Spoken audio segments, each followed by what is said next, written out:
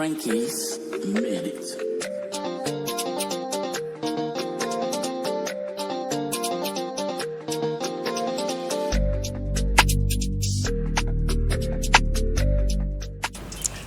Clap de fin.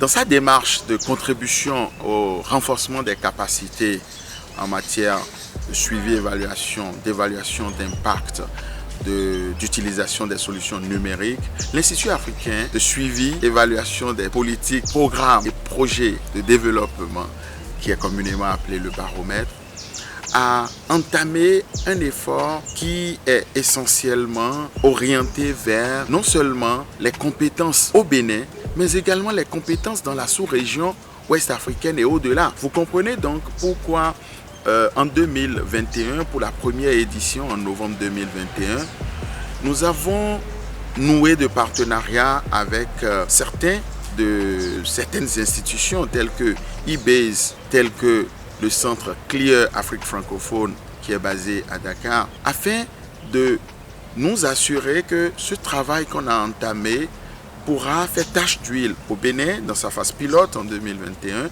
mais tout doucement l'exporter, apporter ce produit innovant de renforcement de capacité vers d'autres pays. C'est ainsi que le Haut Commissariat à la modernisation de l'État du Niger a saisi au bon l'opportunité. Et entre 2021 et novembre 2022, nous avons travaillé avec un leadership très engagé du haut-commissaire lui-même pour que le camp des évaluateurs émergents francophones se déroule également au Niger. Et cette année, nous l'avons conduit à Dosso, dans la région de Dosso.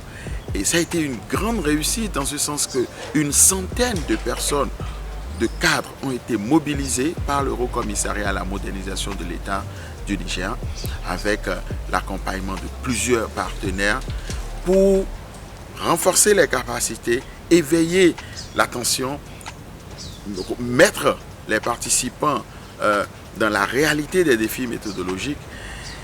Et pendant qu'on a fini ce travail, au Bénin, le camp, dans sa dimension, dans ses pensées fondamentales, a été reconduit. Nous avons conduit actuellement, ou nous conduisons le camp des évaluateurs émergents francophones au Bénin, deuxième édition.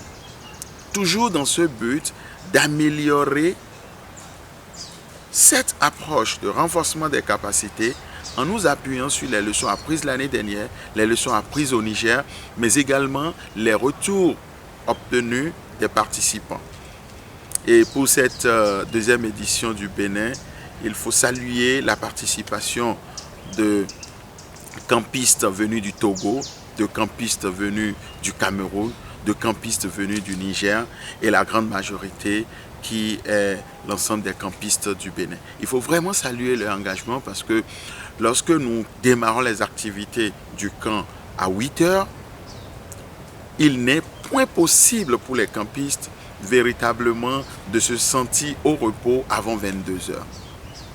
Donc le déroulement type d'une journée au camp des évaluateurs, c'est dans un premier temps être exposé à des méthodes dans la matinée, faire des travaux de groupe où l'on se heurte aux difficultés d'appropriation de ces méthodes, de mise en œuvre de ces méthodes.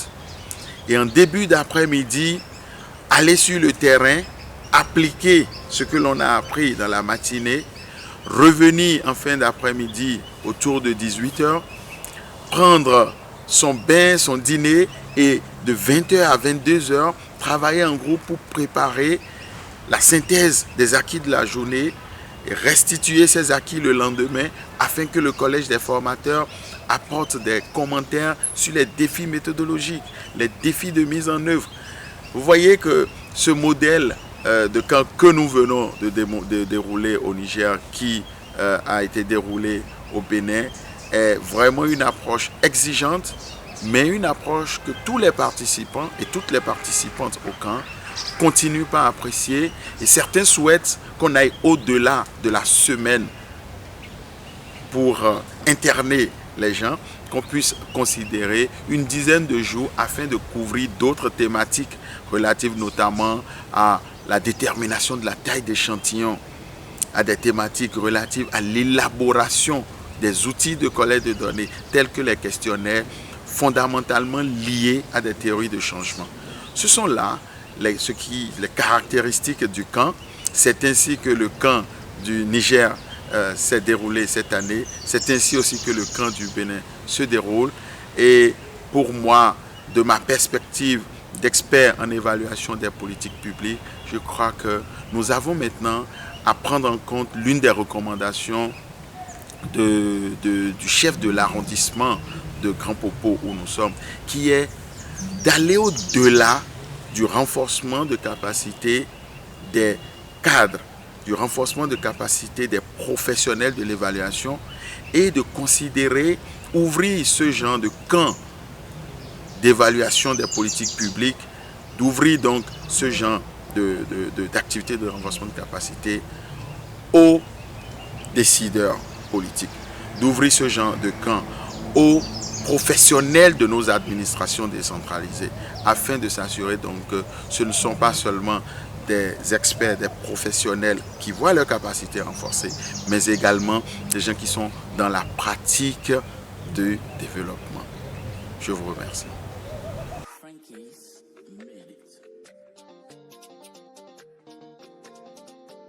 D'une manière générale, c'est une initiative louable qui mérite d'être fortement encouragée et soutenue. Pour la simple raison qu'elle permet d'atteindre plusieurs objectifs à la fois. C'est une occasion de renforcer ses capacités en matière de techniques et méthodes évaluatives. C'est également aussi une occasion de renforcer ses relations. Donc on a une occasion de faire du réseautage. Et aussi c'est une occasion qui permet de découvrir les pays avec leurs réalités et leur contexte particulier. J'ai été personnellement surpris de la qualité d'organisation aussi bien au niveau du Niger qu'au niveau du Bénin.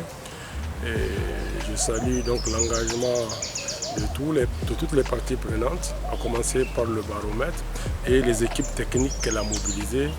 Et comme vous l'avez certainement remarqué, c'est un camp ou des camps qui sont suivis de tous les quatre coins du monde. Et grâce à la magie de la technologie et grâce aussi à l'ingéniosité des acteurs qui sont sur le terrain. C'est pour cette raison que je voudrais profiter de cette opportunité pour exprimer ma profonde gratitude et mes sincères remerciements à tous ceux qui se sont investis pour permettre la tenue de ce camp. Je pense en premier lieu aux partenaires techniques et financiers. Pour le cas du Niger, il y a la coopération suisse, il y a l'UNICEF, mais également il y a 3 UE Voici.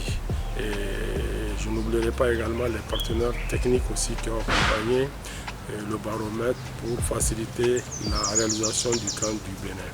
Et je n'oublierai pas tous les formateurs, les facilitateurs, les panélistes, les techniciens, les communicateurs, bref, tous ceux qui, d'une manière ou d'une autre, ont permis à ce camp d'être un succès. Bon vent à cette initiative.